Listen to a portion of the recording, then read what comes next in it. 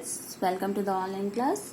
I'm your SST teacher and the chapter we were discussing is about the Mughals. This is a chapter number 4 from history of standard 7th. So we have already read about Babur, Humayun, Sher Shah and Sui dynasty,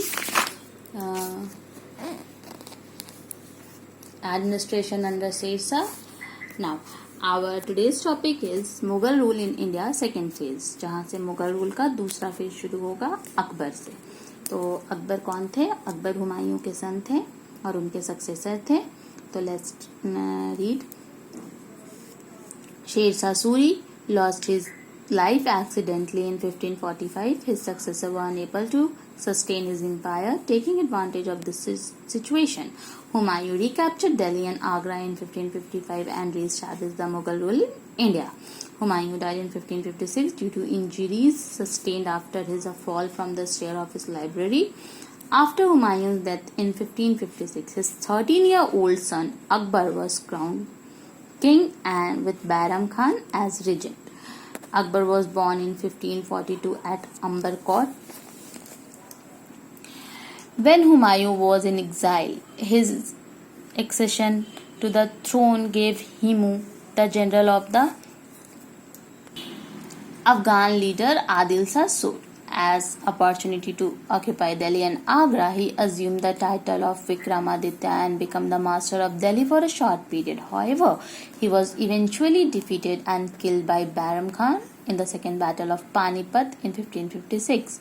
Thus the Mughal reoccupied Delhi and Agra. देखिए, अब हम यहाँ देखेंगे शेर शाह का accident हो गया था 1545 में और इस तरह से उनका डेथ हो गया और उनके जो सक्सेसर थे वो उतने काबिल नहीं थे कि वो इस चीज़ को फिर से मतलब सू डायनेस्टी बरकरार रहे. तो इसका एडवांटेज कौन उठाया? हुमायूं उठाया और उन्होंने रिकैप्चर किया दिल्ली और आगरा को 1555 में और फिर से अपना मुगल रूल इंडिया में ले आए. लेकिन हुमायूं का डेथ 1556 में हो गया क्योंकि वो अपने लाइब्रेरी की सीढ़ी से गिर गए और इस तरह से उनका डेथ हो गया. लेकिन उनका जो 13 साल का बेटा था जिनका नाम अकबर था, उन्होंने फिर राजगद्दी को संभाला. बट उतना छोटा बच्चा राजगद्दी को नहीं संभाल सकता, तो उनको हेल्प किया बैरम खान एज गार्जियन उनके थे, जो उन्होंने राजगद्दी को चलाने में हेल्प किया.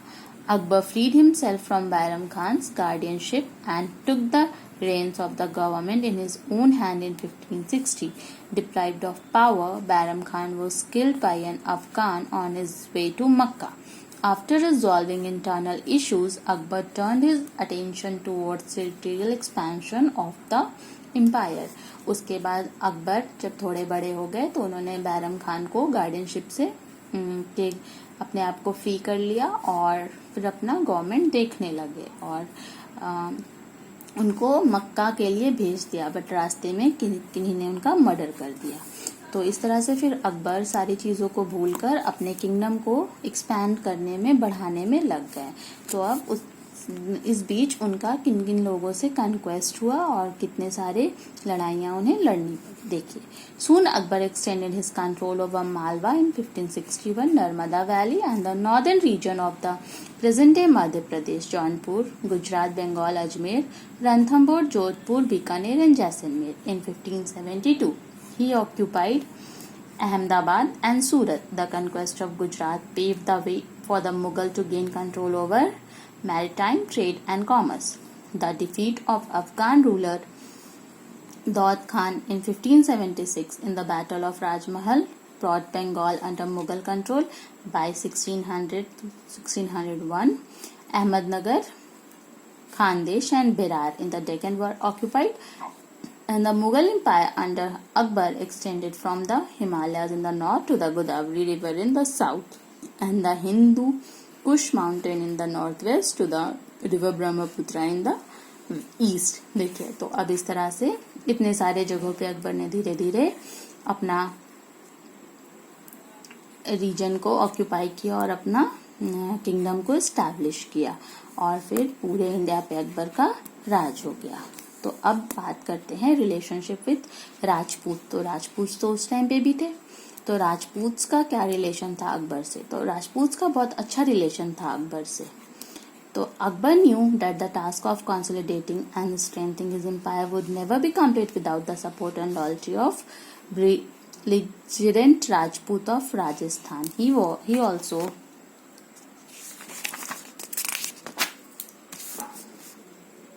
understood the importance of Hindu-Muslim unity and cooperation in order to build an all-India empire. To build stronger relation with the Rajputs, he followed the policy of matrimonial alliances toward the Rajput. His marriage to Harkha Bai, popularly called Jodha Bai, daughter of Raja Bharmal of Amber, Jaipur, secured for him the crucial support of the powerful ruler of Amber. He also formed matrimonial alliances with several other Rajput princesses, and he assigned his high post to the Rajput chiefs such as Raja Todamal and Mansingh in the army and administration. He did not annex Rajput kingdoms and expected his sovereignty and paid regular tribute. Following a policy of non-intervention in the internal matter of Rajput states, he abolished jizya and pilgrimage tax. All the Rajput ruler of Rajasthan, Raja Uday Singh of Mewar, did not accept the suzerainty of the Mughals and challenged Akbar. The Chittor fort was captured in 1567, forcing Rana Uday Singh to move out. Jamal and Patta, the Rana's general, continued to fight bravely but were defeated. Rana Pratap, the son of Uday Singh, continued his father's zeal to safeguard his homeland. Though defeated in the Battle of Haldi Ghati in 1576, he never accepted Akbar's sovereignty till the breathed his last. The blend of Mughal and Rajput culture evolved during this period, providing the foundation for strong and stable empire. अब देखिए, अकबर ये जानते थे कि बिना राजपूत के support के वो पूरी इंडिया पे राज नहीं कर सकते, तो उन्होंने हिंदू मुस्लिम का यूनिटी को सोचा बहुत ज़्यादा स्ट्रेंथन करने का, यानी मजबूत करने का। तो इसलिए वो क्या करने लगे, वो मैट्रिमोनियल अलायंसेस रखने लगे उनके सामने प्रस्ताव शादी का। तो वो क्या करते थे कि राजपूत प्रिंसेस से वो शादी कर लेते थे, और इसलिए उन्होंने जोधाबाई से शादी किया जो कि अम्बेर की राजकुमारी थी। तो इससे क्या हुआ कि उन लोगों को, अकबर को सारे राजपूत का सपोर्ट मिल गया। साथ ही साथ अकबर क्या करते थे, अपने किंगडम में राजपूत को हाई पोस्ट पर असाइन करते थे, हाई पोस्ट दे देते थे, जैसे आर्मी में या बाकी एडमिनिस्ट्रेशन में। तो और साथ ही साथ वो चाहते थे कि जो राजपूत उसको एक्सेप्ट नहीं करते थे वो उन पे हमला कर देते थे और बाद में उनको जीत लेते थे। तो इस तरह से, लेकिन उनका कहना था कि आप रूल करें लेकिन राज्य मेरा होगा, आप मेरे अंडर रूल करें। तो और साथ ही साथ उन्होंने जजिया, एक तरह का ये टैक्स है जो कि सिर्फ हिंदू को पे करना होता था, और पिलग्रिमेज टैक्स होता है कि जो भी तीर्थ यात्रा पे लोग जाते हैं उस टाइम पे टैक्स लगता था। तो इन दोनों को अकबर ने रिमूव कर दिया।